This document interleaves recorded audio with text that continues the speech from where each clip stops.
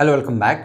आज का लेक्चर है हमारा कि हम आरएमएस का कैलकुलेशन करेंगे और एवरेज का कैलकुलेशन करेंगे। पीक तो हम जानते हैं, लेकिन चलिए अब हम स्टार्ट करते हैं। यहाँ पे देखिए, ये हमारा क्या था, वीएम। ये मैक्सिमम किसी वेव का मैक्सिमम था, जो कि जिसका और नाम दूसरा वीपी किसी को बोला जाता है। ये मैग्नीट्यूड वाइज कितना है यहाँ पे वीएम, ठीक है। अब देखिए, ये वाला स्केल है, यहाँ भी है, ये वाला स्केल यहाँ भी है। तो इसमें टाइम के रिस्पेक्ट में ये जो मैग्नीट्यूड है, टाइम अलग अलग टाइम के रिस्पेक्ट में, यहाँ के लिए मैग्नीट्यूड कुछ और है, यहाँ के लिए मैग्नीट्यूड कुछ और है, लेकिन इस टाइम पर यानी इस angle theta equal to 90 degree पर इसका मैग्नीट्यूड मैक्सिमम है। तो कोई कहेगी वाई मैग्नीट्यूड, वाई एक्सिस किस चीज़ के लिए होता है यहाँ पे, वाई एक्सिस जो है यहाँ पे किस चीज़ के लिए है जी, ये वोल्टेज के। और कोई वोल्टेज बोलेगा तो बोलिए voltage with respect to time है कि नहीं, या टाइम यानी कहे तो थीटा, यानी फिर इसी को बोले ओमेगा इंटू टी। थीटा क्या होता है, ओमेगा इंटू टी। टाइम के रिस्पेक्ट में अगर बात की जाए तो जैसे जैसे टाइम बढ़ेगा आपका मैग्नीट्यूड वोल्टेज का बढ़ता जाता है, इसी को बोला जाता है वीपी। अब समझिए, तो वोल्टेज का मैग्नीट्यूड ये ऊपर जैसे जैसे हम बढ़ेंगे, मैग्नीट्यूड कभी यहाँ है, कभी यहाँ, कभी यहाँ, यहाँ मैक्सिमम है। तो टाइम के रिस्पेक्ट में बढ़ रहा है, तो यहाँ वी ऑफ टी कोई लिख दे तो कोई बुराई है क्या। तो वोल्टेज जो है टाइम के रिस्पेक्ट में, वोल्टेज जो है घटता बढ़ रहा है। वोल्टेज कहाँ कॉन्स्टेंट होगा, अगर कोई ग्राफ ऐसा हो और वी लिखना हो तो यहाँ वी ऑफ टी नहीं लिख सकते। क्यों? क्योंकि टाइम के रिस्पेक्ट में वैल्यू तो हमेशा क्या है, कॉन्स्टेंट है, इसलिए वी हमेशा कांस्टेंट वी लिखा जाएगा। यानी 10 वोल्ट है तो टाइम के रिस्पेक्ट में 11 कभी नहीं हो सकता, ये 10 ही वोल्ट रहेगा हमेशा। देखिए टाइम यहाँ हर जगह मैग्नीट्यूड सेम, लेकिन यहाँ अगर मैक्सिमम कोई 10 बोलता है, यहाँ 10, तो टाइम के रिस्पेक्ट में पहले आ जाऊं तो 10 से कम हो जाएगा, यहाँ आ जाऊं तो आधा हो जाएगा, है ना। इस तरीके से होगा कि नहीं। तो टाइम के रिस्पेक्ट में इसलिए वी ऑफ टी दिया जाता है ना। यहाँ पे ये चीज़ ध्यान रहे आपको। चलिए मैं आगे आपको करता हूँ इस सब चीज़ों को। तो ये आपको मैथ्स में ये सब चीज़ आना चाहिए, तो मैं चाहता ही नहीं आपको जरा सा भी कहीं कोई चीज़ का परेशानी हो। अब समझिए दूसरा चीज़, ये वी ऑफ टी है। अगर कोई कहेगा कि हमने साइन वेव पढ़ा है, हमने साइन वेव पढ़ा है, समझिएगा आपने साइन वेव पढ़ा है, कोई दिक्कत नहीं। तो इसी को कौन सा ग्राफ कहा जाता है, साइन थीटा का ग्राफ। क्या बोला जाता है इसको, साइन थीटा का ग्राफ। तो यहाँ साइन थीटा का ग्राफ अगर किसी ने बोला है, मान लीजिए आपसे बोला कि ये वेव किस चीज को सेटिस्फाई कर रहा है, तो हम कहेंगे साइन थीटा। अब देखिए यहाँ पे y बराबर, ये जो y एक्सिस है और ये जो x एक्सिस है, तो हम कहेंगे y बराबर जो ग्राफ है वो किस चीज का है, साइन थीटा का। यानी y का मान मैक्सिमम कितना होगा, तो हम कहेंगे y का मान मैक्सिमम हो सकता है 1। ये देखिए क्यों, क्योंकि साइन थीटा में क्या छिपा है जी, 1 छिपा है। साइन थीटा से पहले क्या छिपा है, 1 छिपा है।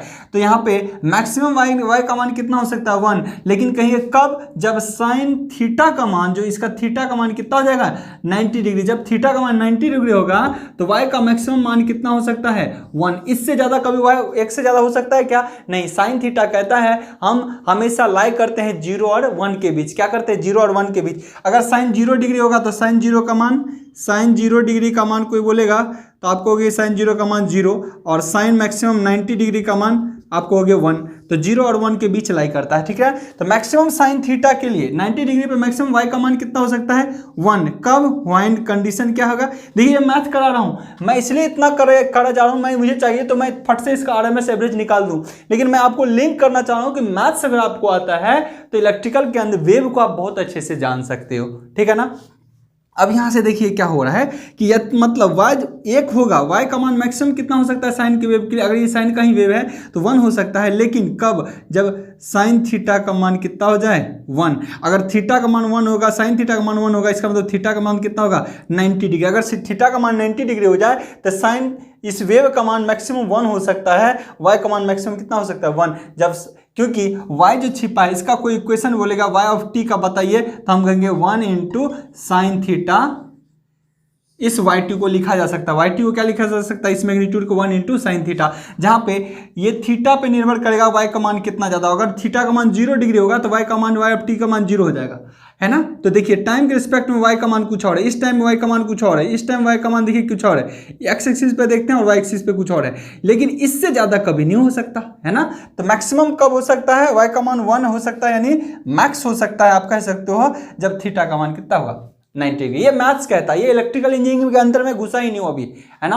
अपने को तो इलेक्ट्रिकल यहाँ पे पढ़ना है। अब सोचिए, जिस तरीके से साइन का मान मैक्सिमम 1 होता है तो हमने 1 लिखा, क्या वोल्टेज मैक्सिमम 1 डिग्री 1 वोल्ट ही होता है क्या, या करंट कभी 1 ही एम्पियर होता है मैक्सिमम, नहीं।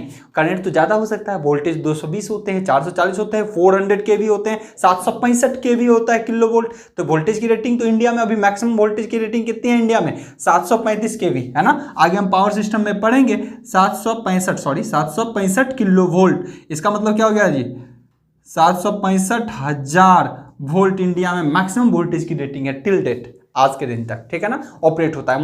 मोस्टली ट्रांसमिशन लाइन के लिए, हेवी ट्रांसमिशन लाइन के लिए ये वोल्टेज रेटिंग या 400 केवी का वोल्टेज रेटिंग होता है। चलिए हमने ये देख लिया। अब बताइए, तो जब मैक्सिमम साइन के साथ 1 ही हो सकता है, लेकिन जो ग्राफ वेव का, जिस वेव का एक कहें यहाँ है, तो कोई ऐसा और वेव हो जो मैग्नीट्यूड वाइज ज़्यादा हो, समझिएगा अभी मैं बता रहा हूँ, कोई ऐसा वेव हो जो मैग्नीट्यूड वाइज ज़्यादा हो लेकिन इसी के फ्रीक्वेंसी को फॉलो करता हो, तो अब बताइए यहाँ मैक्सिमम एक तो नहीं हो सकता, यहाँ तो 2 भी है, ठीक है ना। लेकिन वेव कैसे फॉलो कर रहा है, जैसे ये चल रहा है वेव, ऐसे ही वेव ये भी फॉलो कर रहा है, तो इसको क्या लिखा जा सकता है, 2 sin थीटा। इसको क्या लिखा जा सकता है, 2 sin थीटा, जिसका मैग्नीट्यूड जितना बढ़ता जाएगा वो लिखा जा सकता है। यानी इस ग्राफ के लिए कोई कहेगा, इस ग्राफ के लिए इक्वेशन कैसा लिखा जा सकता है, तो हम कहेंगे इसका y ऑफ t का अगर ग्राफ लिखना है तो ये होगा 2 sin थीटा, जहां पे 2 इसका मैक्सिमम वैल्यू है, ठीक है ना। अब हम इलेक्ट्रिकल पे चलते हैं, जबकि किसी चीज में परेशानी नहीं होगी। इसी तरीके से इलेक्ट्रिकल में मैक्सिमम तो 1 नहीं हो सकता, उसमें तो बहुत ज्यादा होते हैं। तो हम इसको क्या करते हैं, इस ग्राफ का इक्वेशन जब होता है, साइनोसॉइडल तो वेव है, ये कैसा वेव है, साइनोसॉइडल, कैसा वेव है, साइनोसॉइडल वेव हो गया। क्योंकि ये साइन वेव को फॉलो करता है। एसी वेव एक साइनोसॉइडल वेव है, क्यों, क्योंकि ये साइन वेव को फॉलो करता है। ये आप लोग नोट डाउन कर लें, ठीक है ना। एसी वेव को साइनोसॉइडल वेव कहा जाता है क्योंकि ये साइन वेव को फॉलो करता है। लेकिन आपसे अब यही बोल दें कि राइट द इक्वेशंस, आपसे कोई बोले, यहां पे दिख रहा है यहां तक, चलिए आपसे कोई बोले right the equation for given wave, इस वेव का दिया हुआ आपसे कोई बोले इक्वेशन लिखने के लिए, तो साइनोसॉइडल वेव को तो फॉलो करता है, लेकिन क्या यहाँ मैक्सिमम एक ही होगा, नहीं। तो हम इसमें क्या लगाएंगे, इसके वेव में इसमें लगाएंगे Vm, चाहे वोल्टेज कितना भी हो, 10 वोल्ट हो तो मैक्सिमम 10 है ना, 20 हो तो Vm। इस वेव को लिखेंगे साइन ओमेगा टी, या फिर इसी को लिखेंगे Vm साइन थीटा, ठीक है ना। इस वेव को क्या लिखेंगे, क्योंकि वोल्टेज तो ज्यादा, मैग्नीट्यूड तो ज्यादा हो सकता है ना, कितना भी, 1 से ज्यादा हो सकता है, इसीलिए 1 के जगह पर साइन थीटा का हो तो हमेशा 1 होगा। लेकिन अगर कोई बोले एसी के लिए हम यूज करेंगे तो वोल्टेज चाहे कितना भी हो, अगर मान लीजिए 10 वोल्ट, 50 वोल्ट, 500 वोल्ट, 400 केवी, 400 into sine omega T, maximum कितना हो सकता है, 400। साइन ओमेगा 90 डिग्री पे 400 साइन ओमेगा टी का मतलब होगा मैक्सिमम कितना होगा उसका, 400। तो यहाँ पे चीजों को समझिएगा, मैथ्स जो था उसको हमने इंप्लीमेंट करा दिया। यानी वी ऑफ टी का कोई इक्वेशन लिखना चाहे, जैसे यहाँ पे y ऑफ टी लिखा, इस एक्सिस को y बोला तो y of T is equal to 1 sin theta, वैसे ही v ऑफ टी वोल्टेज के लिए ग्राफ बना रहा हूं तो v of T is equal to Vm sin omega T या Vm sin थीटा। जहां पे Vm क्या है तो हम कह सकते हैं, यहां पे क्या लिख सकता हूं, for right the equation for given wave form, कौन सा, ये वाला वेव फॉर्म का, तो मैं क्या लिख सकता हूं, v ऑफ वोल्टेज के लिए अब क्या लिखूं, वोल्टेज Vm sin थीटा, और इसी को लिखा जा सकता है Vm साइन ओमेगा टी, क्योंकि थीटा किसके बराबर होता है, ओमेगा टी के बराबर होता है। अब समझिएगा यहाँ पे Vm क्या है, जैसे साइन का मैक्सिमम वैल्यू 1 है, जैसे 1 किस क्या है जी, मैक्सिमम वैल्यू था साइन का, ठीक है ना। मैक्सिमम वैल्यू अगर साइन का है तो वैसे ही हम क्या करते हैं, यहाँ पे इसका 1 है मैक्सिमम, लेकिन इस वेव का तो 1 से ज्यादा हो सकता है। तो यहाँ पे वेयर मैं लिख सकता हूं, वेयर Vm क्या है, मैक्सिमम वैल्यू ऑफ वेव, जिसको क्या बोला है हमने, पीक वैल्यू, और इसी को बोला जाता है peak value, peak value of wave.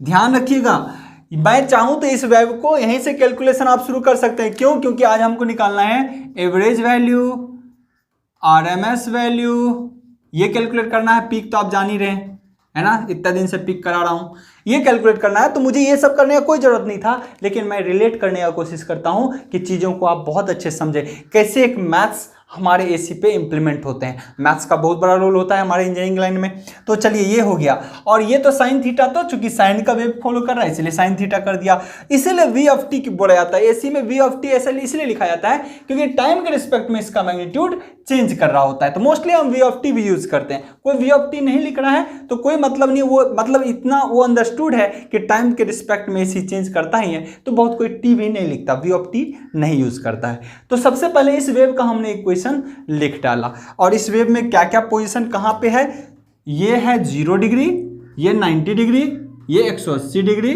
जिसको पाई आप बोलते हैं, ये 360 डिग्री जिसको आप कितना बोलते हैं, 2 पाई। ठीक है, अब इसी वेव का तो आरएमएस एवरेज निकालना था।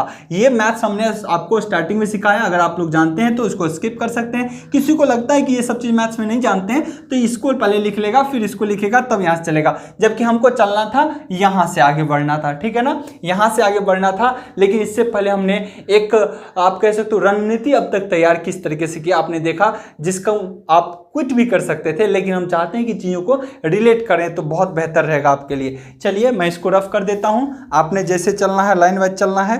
चलिए मैं इसको रफ करता हूं एक बार आपको। अब यहां से आगे बढ़ना है, यहां तक लिख लिया आपने, आपको मैथ सॉल्व करना है, मैथमेटिकल कैलकुलेशन हो जाएगा कि इस वेव का एवरेज कैसे निकाले। आप समझिए, हमने बोला भी था कि एसी वेव का एवरेज वैल्यू कितना होता है, 0। अब क्यों होता है तो वो भी हम यहाँ पे कैलकुलेट करेंगे।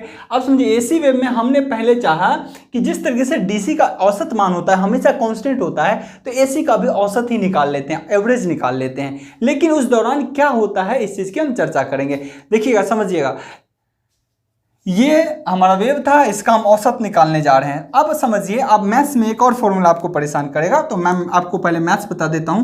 मैथ्स के अंदर एक चीज और क्या जानते हैं, अब देखिए, मैथ्स कहता है किसी भी वेव का, कोई वेव मान लीजिए v ऑफ t है, वेव चाहे कोई सा है, साइनसॉइडल है, ट्रायंगल है, अब टेंजेंट का वेव है, कैसा वेव है, अगर किसी का आपको एवरेज निकालना है तो कहता है v ऑफ t, यानी किसी का एवरेज अगर निकालना है तो मैथ्स कहता है कि उसके लिए 1 बटा उसका आवर्तकाल लिखिए, उस वेव का, जैसे ये वेव है इसका आवर्तकाल लिखिए, इंटीग्रेशन करिए जहां से जहां तक का निकालना है। मान लीजिए हाफ साइकिल का निकालना है तो 0 से पाई तक, फुल साइकिल का निकालना है तो 0 से 2 पाई तक, कहां तक का निकालना है वो कहता है, तो हम 0 to t लिखते हैं। क्या लिखते हैं, 0 to t।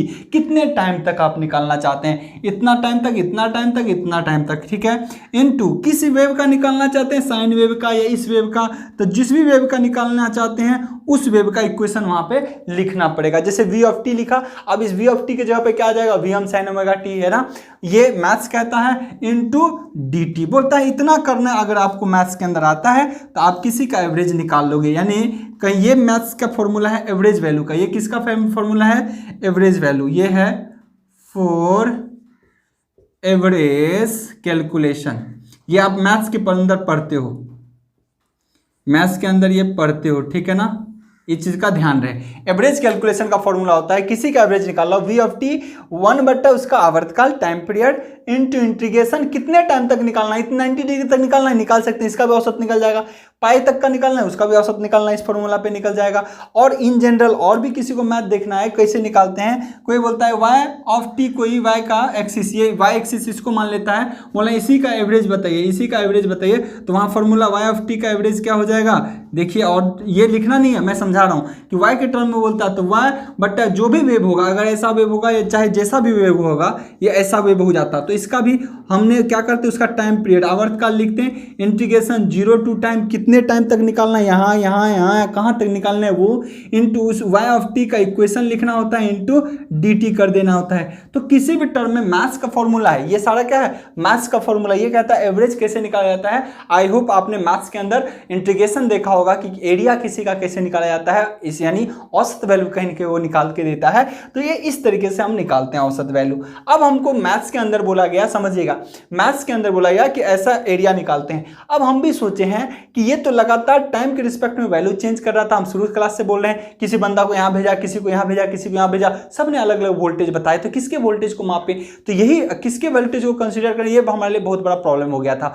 उसको दूर करने के लिए हमने सोचा कि पहले इसका औसत निकाल के देखते हैं, क्योंकि इस वेव से बल्ब जलाया जाता है तो बल्ब तो जल जा रहा है, लेकिन औसत निकाल के देखते हैं क्या करता है। लेकिन ये 0 निकाल के देगा, हम देखेंगे इस चीज को कि कैसे 0 निकाल के देता है। चलिए, ये मैथ्स का फॉर्मूला आप लोग नोट डाउन कर सकते हो, है ना। मैं एक एक चीज को एलिब्रेट कर रहा हूं, क्योंकि आप लोगों का फंडामेंटल तैयार कर रहा हूं, इसीलिए मैं कर रहा हूं, नहीं तो इतना नहीं करता मैं, है ना। डायरेक्ट इस वेव से एसी आरएमएस निकाल के दिखा देता, पर एक एक चीज कर रहा हूं ये आप लोगों के लिए, ताकि आप लोगों का बेसिक बहुत स्ट्रांग हो जाए।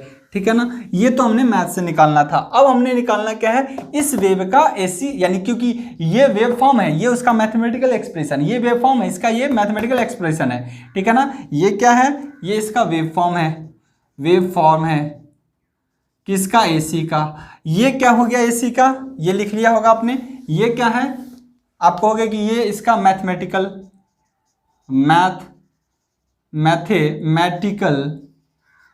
इक्वेशंस है। ये क्या है, v equal to V M sine omega T, ये क्या है, मैथमेटिकल इक्वेशन है। अब इसका कोई बोलेगा एवरेज निकालिए, तो हम क्या करेंगे, v ऑफ t का औसत निकालने की कोशिश करेंगे। तो ये कहता है कुछ नहीं करना है, 1/टाइम पीरियड इंटीग्रेशन 0 टू t, कितने टाइम तक का निकालना है ना, 0 टू t इंटू किसका निकालना है, इस इक्वेशन v ऑफ t का निकालना है, ये इसी का निकालना है, into v of t into D T. ये तो हमारा मैथ्स कहता है। अब जो मैथ्स कहता है उसको इम्प्लीमेंट करने की कोशिश करेंगे, तो v ऑफ t का एवरेज वैल्यू हम निकालने की कोशिश करेंगे, 1/t, देखिए 1/t, यहाँ से यहाँ तक निकालेंगे, यहाँ से यहाँ तक पॉजिटिव है पाई तक, 0 से पाई तक, और फिर यहाँ से यहाँ तक औसत, चूंकि टाइम पीरियड क्या है, यहाँ से यहाँ का टाइम पीरियड 2 पाई है, हम यहाँ से निकालेंगे 1/2 पाई औसत वैल्यू, ठीक है, समझिएगा। इंटीग्रेशन 0 टू कितने टाइम तक के लिए, 2 पाई टाइम पीरियड के लिए, 0 to 2 pi. v of t का इक्वेशन, ये तो v ऑफ t है, लेकिन इसका इक्वेशन क्या है, इक्वेशन तो ये है ना, इक्वेशन, क्योंकि vm इंटू दिस वैल्यू है, इंटू इसका equation vm into sine theta into D T, vm into sine theta into D T. यहाँ टाइम के रिस्पेक्ट में है, अगर यहाँ पे थीटा क्या होता है, डी थीटा, यहाँ ओमेगा टी होता है तो डी टी टी होता है ना। यहाँ पे अगर थीटा क्या होता है तो यहाँ पे क्या लिख सकता हूँ, विथ रेस्पेक्ट टू थीटा, तो ये वैल्यू इसके रिगार्डिंग है, समझिएगा, ये वैल्यू इसके रिगार्डिंग है, कितना थीटा वैल्यू के लिए आप वैल्यू कैलकुलेट करेंगे, ठीक है ना। अब समझिएगा यहाँ पे, अब इसी को जब हम सॉल्व करते हैं, इसी को मैथ्स के अकॉर्डिंग क्या करते हैं, जब हम इसको सॉल्व करते हैं तो देखिए क्या होता है। मैथ्स में पहले हम सॉल्व करेंगे तो सबसे पहले देखिए इसका औसत मान अगर निकालेंगे तो क्या होगा, इस वैल्यू को जब आप कैलकुलेट करेंगे, ठीक है ना, इस वैल्यू को जब कैलकुलेट करेंगे तो इसका v ऑफ t का जो एवरेज वैल्यू है वो इंटीग्रेशन सॉल्व करेंगे इसका, ठीक है ना, इसका क्या करेंगे, इंटीग्रेशन सॉल्व करेंगे। देखिए किस तरीके से अगर सॉल्व करना है, यहाँ पे देखिए क्या होगा, 1/2 पाई इंटीग्रेशन, देखिए क्योंकि यहाँ तक वेव कुछ और है ना, पॉजिटिव है, यहाँ क्या है, नेगेटिव है, तो हम क्या कर सकते हैं, 0 to pi into V M into sine theta into D theta, ठीक है, 2 भाग में तोड़ लेता हूँ, ठीक है, ये प्लस पाई टू 2 पाई से कितना तक जाना है अपने को, 2 pi into V M into sine theta into D theta, इसके टर्म में यहाँ से इसको क्लोज अप कर दिया, ठीक है। अब देखिए क्या होगा, इसका जितना मैग्नीट्यूड आएगा, ये सारा मैग्नीट्यूड पॉजिटिव में होंगे, किस में होंगे, पॉजिटिव में, और ये सारा पॉजिटिव वैल्यू होगा, मान लीजिए जो भी इसका डाटा आया वो पॉजिटिव में होगा, और ये डाटा सब क्या है, क्योंकि एरिया देखिए ये जितना बना रहा है उतना ये भी बना रहा है, बट ये पॉजिटिव में है तो दूसरा क्या है, नेगेटिव में है, दूसरा किस में है, नेगेटिव में, तो दोनों का औसत वैल्यू क्या हो जाएगा, इसका जो औसत वैल्यू मान लीजिए मैं कहता हूँ 5, तो इसका भी औसत वैल्यू कितना निकलेगा, 5, लेकिन ये प्लस में है और ये क्या है, माइनस में है। ऐसे कंडीशन में इसका रिजल्टेंट क्या हो जाता है, 0, क्या हो जाता है, v ऑफ t का एवरेज वैल्यू 0 हो जाता है, समझिएगा। यानी कंप्लीट साइकिल के लिए ये v of t average value किसके लिए निकला है, एक कंप्लीट साइकिल यानी 1 साइकिल जिसका आवर्तकाल कितना है, 2 पाई, ये किसके लिए निकला है, फॉर ए कंप्लीट, दिख रहा है ना आप लोगों को, फॉर ए कंप्लीट साइकिल, ध्यान रखिएगा। यही होता है एसी में, क्या होता है, एसी में कभी भी हम औसत निकालने की जब कोशिश करते हैं तो एक कंप्लीट साइकिल के लिए एवरेज वैल्यू हमेशा औसत क्या होता है, 0 होता है। एक एक चीज को एक्सप्लेन करूंगा, 0.63 किसका होता है वो भी हम एक्सप्लेन करेंगे, लेकिन यहाँ एक चीज क्लियर हो गया कि एसी का औसत वैल्यू क्या होगा, आपका 0 होगा, कितना होगा यहाँ पे, 0 हो गया। तो ये एक कंक्लूजन निकला। तो हमारा यहाँ पे आप लोग को नोट डाउन करना है। पहला चीज क्या निकला है, यहाँ दिख रहा है ना आप लोगों को, वी पिक निकल चुका है, इसको हमने डन कर दिया। वी एवरेज हमने निकाला किसके लिए, कंप्लीट साइकिल 2 पाई के लिए। किसके लिए निकाला, 2 पाई के लिए। तो इसका वैल्यू भी कितना निकला, 0। अब सोचो इससे, इस वेव से बल्ब जल रहा है, लेकिन कोई कहेगा कि इसका वोल्टेज 0 है, तो बात पचने की नहीं है। करंट भी उसका ऐसी वेव फॉर्म को फॉलो करेगा, तो करंट भी 0 बोलेंगे वोल्टेज भी 0, करंट भी 0, तो पावर भी 0, लेकिन बल्ब जल रहा है। ये चीज़ एक्सेप्टेबल होगा क्या, तो हमारा एक्सेप्टेबल नहीं होगा। इसीलिए इस चीज़ों को दूर करने के लिए एसी में कभी भी हम एवरेज वैल्यू कैलकुलेट नहीं करते हैं, क्योंकि वहाँ पे एवरेज वैल्यू 0 वोल्ट आता है एक कंप्लीट साइकिल के लिए। तो एक साइकिल में 0, तो चाहे इसमें 1000 साइकिल हो, एक अनंत साइकिल हो, उसका भी औसत क्या हो जाएगा, 0। तो हम इसको क्विट करने की कोशिश करते हैं, लेकिन मैथमेटिकली हमने इसको चेक कर लिया। अब चलिए हम एक चीज पे जाते हैं, जब ये चीज नहीं होता है हमारे लिए सक्सेसफुल, तब हम चलते हैं आरएमएस पे। हालांकि आरएमएस कैसे एसी के इक्विवेलेंट होता है वो आगे की चीजें हैं, जिसको हम क्लास में देखेंगे, अगर वो टॉपिक आता है तो, ठीक है ना। चलिए इसको मैंने देख लिया, तो एक चीज और निकल गया। अब हम आगे चलते हैं इस पे। अब इसमें चलेंगे, आरएमएस निकालेंगे। इसी चीज को दूर करने के लिए एसी में औसत मान को नहीं लिया जाता है, क्योंकि इसका एवरेज 0 निकल जाता है। अब हम इसके आरएमएस को निकालेंगे। यहाँ पे आरएमएस, नाउ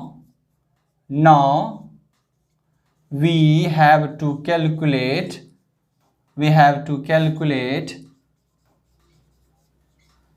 आरएमएस वैल्यू। क्या होता है, कई बार एग्जाम में आपके फुल फॉर्म पूछ दिया जाता है, आरएमएस का फुल फॉर्म क्या होता है। आरएमएस मतलब root of mean of square को ही आरएमएस बोला जाता है, ठीक है ना। चलिए अब यहाँ पे हम कुछ चीज़ों को और सीखेंगे, जिससे चीज़ें आप लोगों को क्लियर हो जाएंगी। यहाँ पे अब हम लोग को सीखना है कि रूट ऑफ मीन ऑफ किसका root of mean of square निकालना है, तो किसी वेव का निकालना है। किसका वेव का, वो भी कैसा है, साइनोसॉइडल वेव का। तो देखिए इसका समझिएगा, इसके बारे में मैं एक्सप्लेन करता हूँ। देखिए अब आरएमएस किसका निकालना है, हमको पता है इस वेव का निकालना है, तो किसका, वी आरएमएस। क्या निकालना है जी, वी आरएमएस, यानी वी ऑफ टी टाइम के रिस्पेक्ट वाले का आरएमएस निकालना है। तो समझिएगा रूट ऑफ मीन ऑफ क्या हो जाएगा, समझिएगा रूट ऑफ मीन, जैसे इसे बोला गया वही चीज करता हूं, मीन ऑफ स्क्वायर ऑफ किसका, इस वोल्टेज का, यही वोल्टेज है, और ये वोल्टेज किसके रिस्पेक्ट में है, टाइम के रिस्पेक्ट में, उसी का तो निकालना है आरएमएस। चलिए आगे बढ़ते हूं। रूट बोला है, रूट कर दूं, रूट ऑफ बोला है किसका, मीन ऑफ दिस वैल्यू। इसको लिख देता हूं और लिख देता हूं यहाँ पे मीन ऑफ स्क्वायर ऑफ। अब ये देखिए एक चीज और लिखा है, चलिए मैं आगे तोड़ ही देता हूं, square of V of T, इसी का बोला गया। चलिए ये कर लिया हमने। चलिए आगे बढ़ता हूं मैं। अब देखिए यहाँ पे सोचिए क्या बोला है, मीन ऑफ बोला है ना, तो मीन किसको बोलते हैं, आपने कभी पढ़ा होगा, मीन ही एवरेज होता है। मीन ही क्या होता है, एवरेज होता है, यानी जो मीन बोला गया है एवरेज ऑफ। अब समझिएगा यहाँ पे square of V of T बोला गया ना, तो स्क्वायर किसी का बोलेगा, स्क्वायर ऑफ एक्स, तो एक्स का स्क्वायर कर देंगे। ऐसे square of V of T, इसका मतलब वी ऑफ टी का स्क्वायर हो जाएगा। क्लियर है यहाँ तक। चलिए आगे बढ़ रहा हूं मैं। अब देखिए फॉर्मूला अभी बताया, एवरेज ऑफ दिस, चाहे एवरेज ऑफ एक्स या average of Y, average of K या average of V of T का स्क्वायर, ठीक है ना। यहाँ एवरेज ऑफ वी स्क्वायर यहाँ ऐसे नहीं लिखेंगे, इसको क्या कर देंगे जी, ऐसे लिखेंगे, है ना। अब समझिए, क्योंकि square of V of T, जो भी चीज बोला उसका स्क्वायर कर देंगे, हमने कर दिया इसका। अब एवरेज ऑफ एक्स बोले, एवरेज ऑफ पी बोले, एवरेज ऑफ के बोले, फॉर्मूला तो वही लगेगा, बस वो डाटा जो वाई बोला है तो इंटीग्रेशन के अंदर वो डाटा वाई में चला जाएगा, ही तो होगा। चलिए अब देखते हैं, यानी एवरेज अगर किसी का बोला है तो क्या हो जाएगा, एवरेज ऑफ दिस वैल्यू, इस वैल्यू को, तो इंटीग्रेशन 1 बटा क्या होता है जिसका, 1 बटा time period, integration 0 to T, कहाँ तक करना है। और अब ये कौन सा किसका करना है, वी ऑफ टी का स्क्वायर, जो बोला गया है उसी का कर देते हैं। वाई बोलता है तो सिर्फ वाई लिखते हैं, लेकिन यहाँ बोला गया है वी ऑफ टी का स्क्वायर, वी ऑफ टी का square into D T. Time के रिस्पेक्ट में अगर करना है तो टी, थीटा होता है तो थीटा के रिस्पेक्ट में करते हैं। यहाँ पे हो गया हमारा वी आर एम एस, क्या होगा, वी आर एम एस, समझिएगा। अब यही तो हो गया आपका वी आर एम एस का फॉर्मूला। मैथमेटिकल फॉर्मूला जो होता है यही होता है वी आर एम एस का, ये मैथमेटिकल फॉर्मूला होता है। चाहता तो मैं इसका direct V R M S का फॉर्मूला लगाता और आगे बढ़ जाता। अब मैं एक एक चीज जैसे बोला गया उसे तोड़ दिया। अब ये इसका होता है आरएमएस निकालने का तरीका। अब हम चलते हैं आरएमएस निकालते हैं, यानी VRMS अगर आपको निकालना है तो क्या करना है, ये कहता है अंडर रूट के अंदर रखिए। क्या बोल रहा है, अंडर रूट के अंदर रखिए 1/आवर्तकाल। आवर्तकाल यहाँ से यहाँ क्या है 1/2 पाई। इस वेव के लिए क्या होगा 1/2 पाई। अब देखिए इंटीग्रेशन 0 to t, इंटीग्रेशन क्या कर दिया 0 to t, और टाइम पीरियड कितने टाइम पीरियड के लिए है 2 पाई तक के लिए। एक कंप्लीट साइकिल के लिए निकालेंगे तो 2 पाई कर दिया। v ऑफ टी का स्क्वायर बोला है, यानी v ऑफ टी, इस वेव का v ऑफ टी क्या है हम जानते हैं, इस वेव का v ऑफ टी है दिस, है ना। मैं लिख सकता हूं Vm sign omega T, theta की टर्म अगर होगा तो, ठीक है ना। इसका भी क्या करना है स्क्वायर, क्योंकि ये इसका स्क्वायर है ना, y ऑफ टी का स्क्वायर है, उसी का स्क्वायर इनटू dt, टाइम के रिस्पेक्ट में करना है तो क्या हो गया dt। अब इन वैल्यू को जब आप करेंगे तो कैलकुलेट करेंगे तो अंडर रूट, कैलकुलेशन आप लोगों को इंटीग्रेशन आना चाहिए, आप लोग इंटीग्रेट कर सकते हैं, वरना इतना जरूरी नहीं है कि इतना हर चीज इंटीग्रेट करें। यहाँ पे इसका क्या हो जाएगा Vm का square into sine square omega T into D T, है ना, इंटू डी टी। अब इंटीग्रेट करते रहिए, जितना आपको मैथ्स आता है करते जाइए। अब v क्या होगा यहाँ पे समझिएगा VRMS, जब इसको कैलकुलेट करेंगे इस वैल्यू को, ये देता है Vm, क्योंकि ये कांस्टेंट टर्म है, ये बाहर निकल जाएगा, टाइम से कोई रिलेशन है नहीं, तो ये Va का स्क्वायर और निकल जाएगा रूट के बाहर में, तो क्या हो जाता है Vm/√2, Vm/√2। जब फाइनल आप मैथ्स को कैलकुलेट करते हैं तो यही देता है Vm/√2। समझिएगा, बहुत इंटरेस्टिंग रिजल्ट आ गया। अब ये वोल्टेज दिया, यानी आरएमएस एक ऐसा टर्म है जो वोल्टेज को रिप्रेजेंट करता है। इसका मतलब अब Vm/2 का मतलब, इसी को हम इसीलिए एसी के अंदर जो ये रिजल्ट दिया है इसी को कंसीडर किया जाता है। आपके घर में जो 220 वोल्ट आ रहा है वो आरएमएस वैल्यू है। एसी में कभी आरएमएस पीक की बात करता नहीं कोई, जब भी कोई बोला है तो वो हमेशा आरएमएस की बात करेगा। यानी अगर एसी में 220 वोल्ट का बोल दिया, इसका मतलब 220, कोई ऐसा बोलता है 220 साइन ओमेगा टी, ऐसा नहीं बोलता। कितना बोलता है 220, तो 220 एक फिक्स वैल्यू है ना, तो 220 एक फिक्स वैल्यू है, इसका मतलब एक फिक्स वैल्यू एसी में आपको बोला जाता है। एक फिक्स वैल्यू इतना का एक फिक्स वैल्यू एसी में बोला जाता है, और इस यही वैल्यू कहलाता है VRMS।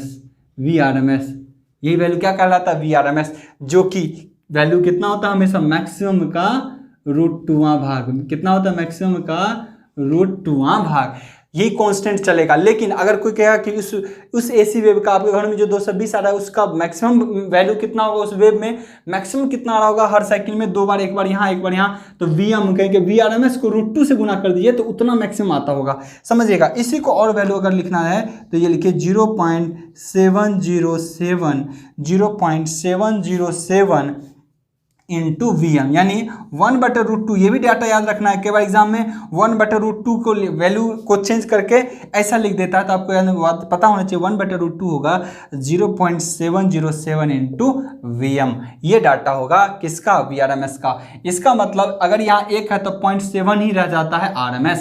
तो हमने पहले दिन से आपको बोला था पीक वैल्यू तो किसी वेव का ये है, लेकिन RMS वैल्यू बोले तो उस वेव मैक्सिमम का कितना कर दीजिए √2वां भाग, वो उसका एक फिक्स डाटा हो गया। एवरेज तो निकालने की कोशिश किया एवरेज, लेकिन निकला नहीं, वो 0 हो गया है कंप्लीट साइकिल के लिए। लेकिन कंप्लीट साइकिल के लिए हमारा RMS निकल गया, जो कि क्या कह रहा है Vm/√2। क्लियर है यहाँ तक? यहाँ तक ये हमने टेलर पहले दिया था, अब प्रूफ होने लगा है चीजें, ठीक है ना। तो Vm/√2 हमारा वैल्यू हो गया RMS का। चलिए अब हम कोशिश करते हैं कि एक डाटा आप कभी देखते हो कि वोल्टेज एवरेज कहीं कहीं लिख दिया जाता है 0.637 वोल्ट। ये क्या है ना, ये क्या है, हम इसकी चर्चा करेंगे। चलिए अब उस चीज को देखते हैं। ये 2 डाटा हमने निकाल लिया, नहीं अब हमने VRMS भी कैलकुलेट किया है, ये भी कैलकुलेशन हो गया। बहुत ही इंपॉर्टेंट पॉइंट है VRMS, इलेक्ट्रिकल इंजीनियरिंग का हार्ट है RMS, एवरेज और पीक को समझना। चलिए हम आगे देखते हैं। ओके, तो एक चीज़ यहाँ पे देखना, हमने क्या क्या अचीव कर लिया है, इस चीज़ को देखना है। V पीक हमने अचीव कर लिया, V एवरेज एक कंप्लीट साइकिल के लिए 0 अचीव कर लिया, VRMS हमने अचीव किया मैक्सिमम का √2, है ना, VRMS मैक्सिमम का √2, ये 0 और V पीक तो किसी वेव का होता ही है। अब हम एक और चीज़ अचीव करना चाहते हैं जो आपको लगातार कंफ्यूज करेगा यहाँ और कहीं भी कंपटीशन के एग्जाम में भी कहीं भी जाओगे आपको बहुत ज़्यादा कंफ्यूज करेगा। उस चीज़ को हम दूर करने की कोशिश करते हैं, क्योंकि जब इतना पढ़ चुके हैं तो उस चीज़ को रिलेट कराना बहुत जरूरी है। ऐसा नहीं कि पढ़ा के निकल गए, ठीक है ना। इसीलिए मुझे इतना टाइम लगा, नहीं तो आज का लेक्चर खाली करोगे तो आपका AC वेव के पैरामीटर कैलकुलेशन बहुत आसानी से कर सकते हो। लेकिन हमने इसके लिए काफ़ी टाइम लिया, रीज़न यही था कि चीज़ों को बहुत बेसिक से आप समझ पाएँ। देखिए क्या होता है, क्योंकि इसका एवरेज अगर कंप्लीट साइकिल का कभी भी निकालोगे, एक साइकिल हो कंप्लीट या फिर 1000 अनंत साइकिल हो, उसका औसत हमेशा 0 निकल जाता है। तो क्या किया जाता है समझिएगा, AC को रेक्टिफाई किया जाता है। क्या किया जाता है, रेक्टिफाई, मतलब रेक्टिफायर से गुजारा जाता है AC वेव को।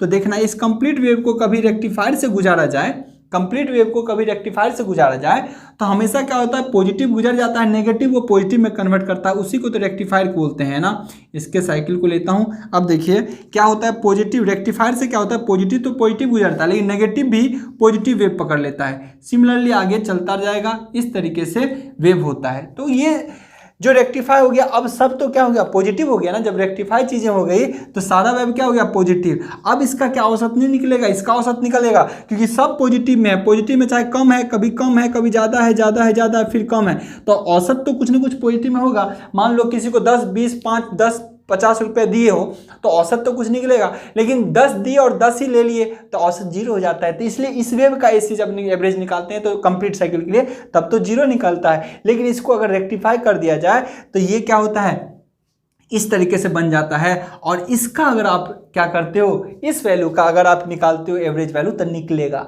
वही वैल्यू निकलता है 0.637 इंटू VM। अब इस वेव का भी देखिए, जो जितना मैक्सिमम वोल्टेज है ये वोल्टेज वही रहता है, चाहे आप रेक्टिफायर से भी गुजारेंगे तो क्या होगा, रेक्टिफायर से भी पल्सेटिंग DC बनता है, ये ऐसे ऐसे DC बनता है जिसको हमने इस तरीके से बताया है, ठीक है ना। तो ये VM तो बनेगा ही, ये VM हर जगह बनेगा। टाइम पीरियड, अब यहाँ पे कंप्लीट साइकिल पे टाइम पीरियड था, क्योंकि यही यहाँ से रिपीट हो रहा था 2π, लेकिन अब इसमें रिपीटेशन देखिए यहीं से हो गया, तो रिपीटेशन यहीं हो गया, तो इसके लिए क्या हो गया, पाई, है ना। यहाँ पे क्या हो गया इसका, पाई, यहाँ पे 2π था, यहाँ पे 2π था, तो यहाँ पे पाई पे ही क्या कर रहा, बार बार साइकिल को रिपीट कर रहा। इसका मतलब एक साइकिल का अगर औसत निकाल लेंगे, इस साइकिल का औसत निकाल लेंगे तो सबका औसत तो वही होगा, सबका औसत तो वही होगा। अगर मान लीजिए इतना का औसत कभी कम कम ज़्यादा ज़्यादा ज़्यादा कम होते हुए इसका औसत यहाँ इतना आ गया, सपोज दैट इसका औसत आपको इतना मिल गया, सॉरी इसका औसत इतना मिल गया, तो इस वेव का भी औसत उतना ही होगा, फिर इस वेव का भी औसत उतना ही होगा। तो ये DC वैल्यू पकड़ लेता है। ये क्या होता है, रेक्टिफायर से हमेशा DC मिलता है, तो ऐसा स्ट्रेट लाइन में निकाल देते हैं कभी भी। तो क्या होता है समझिए चीज़ों को, हम पहले देखेंगे कि जो रेक्टिफाई करने के बाद जो आया, अब इसका औसत निकालते हैं। जब ऐसे कंडीशन में इसका औसत निकाला जाता है तब चूंकि कुछ ना कुछ औसत निकलेगा। तो हम देखिए यहाँ पे क्या बोला गया है, average of rectified output wave, average of rectified output wave of किसका, ऑफ AC वेव का। अगर ऐसा टर्म होता है, बहुत बार एवरेज वैल्यू लिख देता है एग्जाम में, है ना, लेकिन आपको समझना पड़ेगा एक्चुअली ये एवरेज अब जो निकाल रहा हूँ वो क्या निकाल रहा हूँ, average of rectified output of AC wave. अब समझिए इसका एवरेज निकालिए तो किसका, इस वाले का, इस वाले का एवरेज अगर निकालेंगे तो क्या होगा, V of t equal to average निकालेंगे तो हम लिखेंगे 1/। अब देखिए इसका टाइम पीरियड तो छोटा हो गया 1/π, क्योंकि यहीं से रिपीट कर रहा है 1/π, क्योंकि एवरेज तो वही होता है, इंटू 0 to π। वेव फॉर्म इसका, ये किसका वैल्यू है जी, साइन का ना, ये किसका है, sign theta into D theta, और मैक्सिमम वैल्यू किसका है, पीक है, ये है VM इंटू VM। ऐसे ही तो निकलेगा, ठीक है ना। ये कैलकुलेट किया जाता है, समझिएगा, ये कैलकुलेट किया जाता है। और जब इसको तोड़ते तोड़ते आगे निकालोगे, कैसे तोड़ोगे, नॉर्मल मैं तो बोला इंटीग्रेशन ही है, V एवरेज जब आप इसको निकालोगे एवरेज तो क्या होगा 1/π इंटीग्रेशन, VM भी बाहर निकल जाएगा क्योंकि VM कांस्टेंट है, यहाँ बच गया अंदर में sine theta integration 0 to π into sine theta into D theta, है ना, ये निकालोगे। अब इसका जब एवरेज निकलता है, जब कैलकुलेट करोगे साइन थीटा का इंटीग्रेशन क्या होगा, कॉस माइनस कॉस में होता है ना, इस तरीके से कैलकुलेट जब करोगे तो वैल्यू इसका निकलता है, देखिए क्या होता है 2VM/π, इसका वैल्यू निकलता है 2VM/π,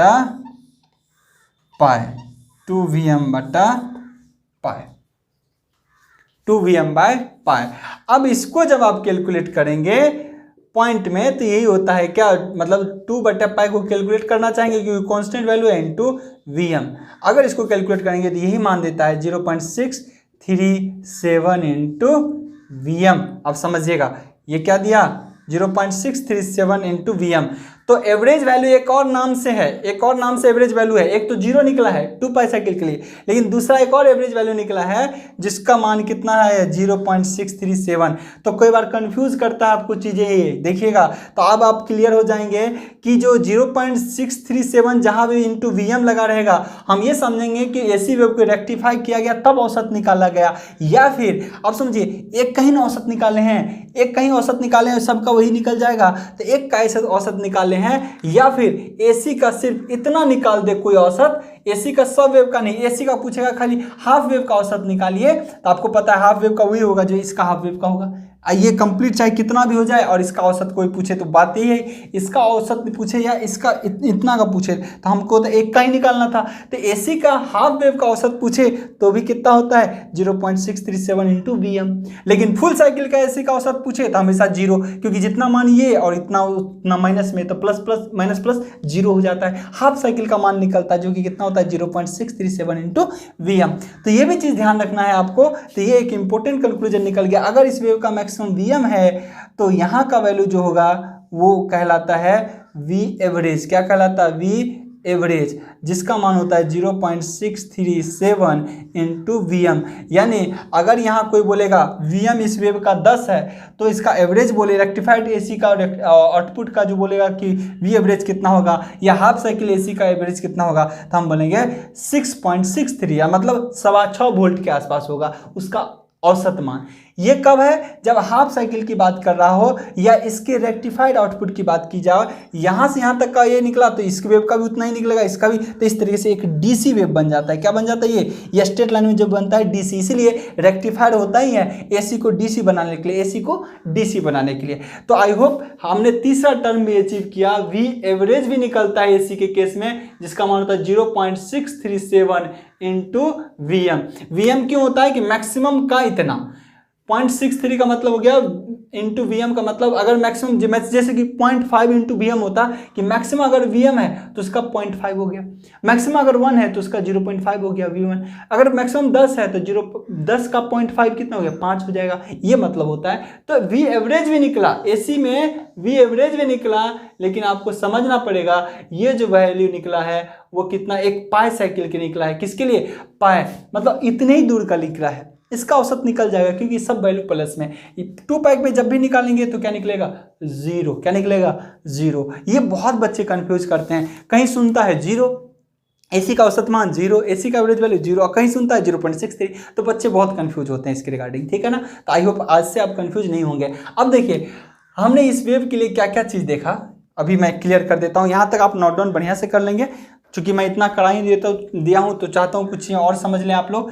यहाँ तक आप नोट डाउन कर लें। ये सारे पॉइंट जितने आपके एग्जाम के लिए पॉइंट ऑफ व्यू थे, सारे पॉइंट कंप्लीट हो चुके हैं, है ना। अब यहाँ से कुछ चीज़ों को मैं डिस्कस करूँगा। देखिएगा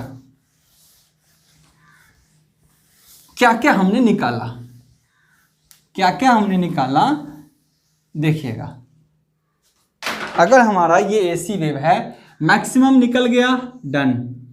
आरएमएस निकल गया इतना वैल्यू, ये भी वी आर एम एस है। ये क्या है? वी आर एम एस, है ना। ये भी डन। और एवरेज ये कितना है? 0.707। ये इसका मान कितना है? देखिए इस वी आर एम एस का मान कितना है। चलिए मैं एक बड़ा सा वेव फॉर्म लेके बता देता हूँ। एक ही वेव फॉर्म लेता हूँ, है ना। देखिए ये इसका क्या है? इस वेव फॉर्म का ये है मैक्सिमम वैल्यू, एक डन। चलिए दूसरा हमने निकाला वी आर एम एस। चलिए वी आर एम एस कितना है? अपने मैक्सिमम वैल्यू का 0.707, या फिर इसी को बोल सकता हूँ मैक्सिमम वोल्टेज को √2 से भागा दीजिए। जिस पोजीशन पे जाएगा अपने इस हाइट का √2वां भाग पे, इतना हाइट पे गया है, वही उसका वी आर एम एस है, वही उसका क्या है? V R M S. Next V average, अगर एक हाफ साइकिल के लिए खाली एवरेज पूछ दे, हाफ साइकिल के लिए, या फिर सारे प्लस प्लस वैल्यू के लिए कोई, यानी रेक्टिफाइड वैल्यू के लिए कोई एवरेज पूछे तो इसी में बोलेंगे। लेकिन वो मान कितना? ये है 0.707, अब वो उससे जस्ट थोड़ा नीचे आया है।